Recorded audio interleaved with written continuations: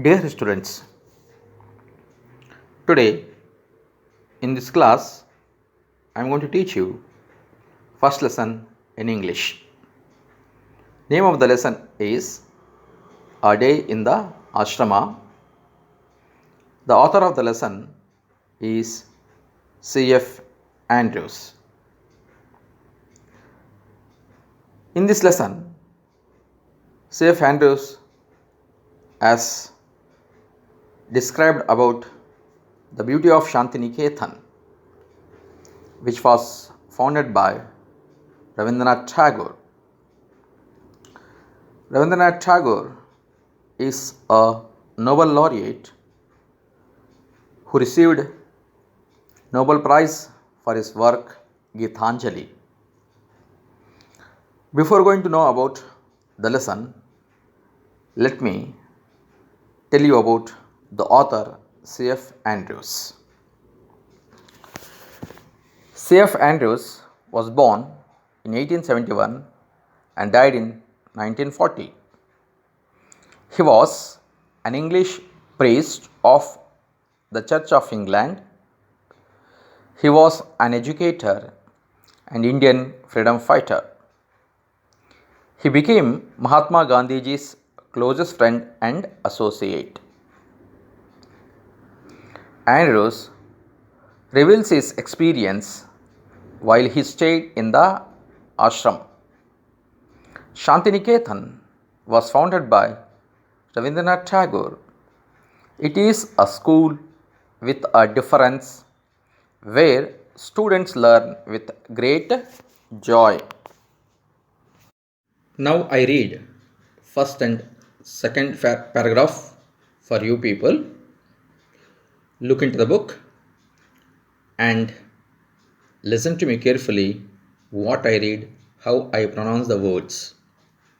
Now, first paragraph, children. Words cannot picture to you the beauty of Shantiniketan. Our own poet and teacher, whom we call Gurudeva, has named it in his song, The Darling of Our Hearts. And it is worthy of the name. All who visited the ashram, old and young alike, have felt its inner beauty growing more and more upon them. In first paragraph, C.F. Andrews says that the beauty of Shantiniketan can't be described in words. That means it is very difficult to describe the beauty of Shantiniketan. Rabindranath Tagore, whom we call Gurudeva, has named Shantiniketan in his song as the darling of our hearts. It is worthy to call Shantiniketan the darling of our hearts. The people who visited the ashrama, whether young or old, all enjoyed the beauty of Shantiniketan. Now, second paragraph. If I were to describe to you one day in the ashram with the boys, that would perhaps best bring home to you its inner beauty. Long before sunrise, like the birds in our own Amloki grows, our boys are awake. The choristers are the first to rise and they go round the ashram singing their morning hymn. You can hear the voices in the distance drawing nearer and nearer, and then the sound dies away as the choir passes on to another part of the ashram, and then again it comes nearer and nearer. The beauty of the sound in the silent morning air and the sense of joy and reverence which it brings give peace to the soul. In second paragraph, he says that while he stayed in the ashram, he enjoyed a very good experience. He says that the boys in the ashrama gets up early in the morning like the birds in amloki trees. The choristers are the first to rise in the ashram. They go round the ashram singing their morning hymn. The beauty of sound in the silent, calm, fine morning air brings great happiness and reverence. This happiness, joy, reverence give peace to the soul. It means to the mind and heart. Third paragraph. After an interval, each boy takes his asan, a square of carpet, into the fields and sit down on it to meditate in his own place alone. Later on, before the schoolwork begins, the boys all stand together in the shade of the trees and sing their hymn. So, in this paragraph, C.F. Andrews says that the boys in the ashrama take their carpet into the fields for meditation. They sit under trees and do meditation. After meditation, all boys stand together in the shade of the trees and sing their hymn. Fourth paragraph. Till about 10:30, the work of the school goes on. We have no classrooms. The boys sit with their teachers in the open air under the trees. There are no large classes. A group of 8 or 10 boys are seated around the teacher asking him questions. Very few books are used. A greater part is carried on through conversation. The boys soon learn to open out all their difficulties to their teachers. And the teachers get keenly interested in the boys' questions and answers. Such living education can never be dull. In this paragraph, C.F. Andrews explains that school starts at 10:30 in the ashram. In the ashram of Shantiniketan, there are no classrooms and there are no large classes. A group of 8 to 10 boys sit round the teacher under the trees in the open air. In Shantiniketan, very few books are used. A greater part is carried on through conversation. The boys ask their questions to the teachers and teachers give answers. A kind of discussion occurs between the teachers and the children. The teachers show their interest in answering the questions asked by the students. Thereby, the boys learn to ask out all their difficulties to their teachers. In this way, the children are involved in learning the lessons. Such a living education can never be dull. The boys in the ashram never feel dull or bored in learning lessons.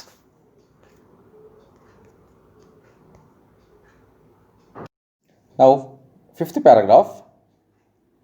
When the morning work is over, the boys bathe and go to their meal. About 2 o'clock in the afternoon, the classes begin again, but at this time, the work is chiefly with the hands as well as with the mind. Handiwork is practiced, and the boys' own natural tastes are very soon discovered. Some prefer carpentry, others prefer mechanical work, and others enjoy spinning and weaving. Others become skilled draftsmen or painters, and others are musicians.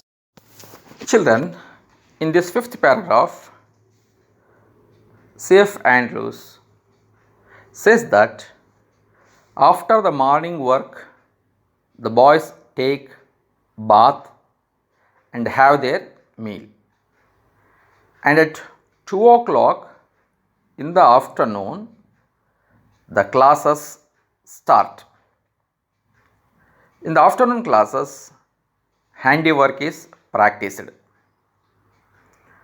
The work is chiefly with the hands as well as with the mind. Proper training is given to the children depending upon the interest of the boys. Work is given. Some prefer carpentry, some prefer mechanical work, some prefer spinning and weaving, some prefer painting, and some prefer to learn music. Now, sixth paragraph. There is very little book work in the afternoon. School is over at about 4 o'clock, and then there is a rush to get fresh first into the great open fields for football. Our Shantiniketan boys are famous everywhere for their sports and games. In sixth paragraph, Andrews explains that the day of the school ends at 4 o'clock. After the school, the boys run into the fields for playing games and sports. They play football and other games. The boys of Shantiniketan are famous for their sports and games. Seventh paragraph and eighth paragraph. In the evening, at sunset, they return from the fields and sit down once more for a short time to meditate in silence. As night comes, fairy tales are told, short dramas are recited, our Gurudeva's songs are sung, and different school gatherings are held. So, in 7th and 8th paragraph, the author says or describes that in the evening, the boys do meditation for a short time. After meditation, in the evening, fairy tales are told, short dramas are recited, and they also sing songs of Gurudeva.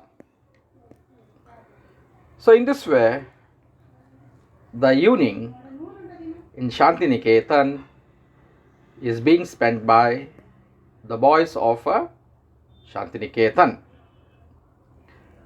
Now let us see the ninth paragraph. By 9 o'clock, all are glad to retire to rest, and again the choristers go round the ashram singing their last evening hymn. There can be no question as to the happiness of the life of our boys. Their faces tell the story of their joy and their freedom. There is no freer life in India than the life of our children at Shantiniketan. So in the last paragraph, the author says how the boys in the ashrama spend their night. So by 9 o'clock, all the boys in Shantiniketan go for sleep. At the same time, again, the choristers go round the ashrama singing their last evening hymn. The boys of Shantiniketan enjoy lot of happiness, and they also enjoy their freedom. We can never see such a freer life in India than the life of the children at Shantiniketan. So, in this entire lesson, we can learn that how the boys of Shantiniketan enjoy their life, enjoy their studies, enjoy their games and sports, and how the classes are conducted, what do they do in the morning. In the morning hours, what classes are being conducted for them, and in the afternoon classes, what training is given to them, and simultaneously in the evening, what they are going to do, as well as how they spend their night. All these things are being described. So this is all about the lesson A Day in the Ashrama, written by C.F. Andrews. Okay children, thank you. If you have any doubts, you can ask me.